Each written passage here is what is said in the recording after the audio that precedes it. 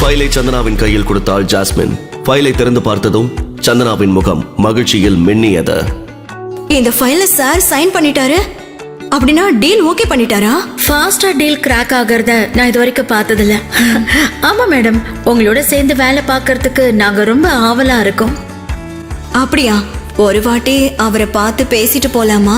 Sorry madam, sir இப்போ பிஸியா இருக்காரு. யாரையும் விட வேணான்னு ரொம்ப கண்டிப்பா சொல்லிட்டாரு. ப்ளீஸ் என் மேல கோச்சிக்காதீங்க என்று சொல்லிவிட்டு ஜாஸ்மின் அந்த இடத்தை விட்டு நகர்ந்து சென்றாள். சந்தனா சிஇஓவை பார்க்காததினால் சிறு ஏமாற்றம் அடைந்தாலும் டீல் ஓகேயான சந்தோஷத்தில் ஆனந்தமாய் வெளியே சென்றாள். சந்தனா வெளியே போனதை உறுதிப்படுத்திய ஹரிஷ் தன் கேபினை விட்டு வெளியே வந்தான். ஹலோ, யா சொல்லுங்க. யா வரேன்.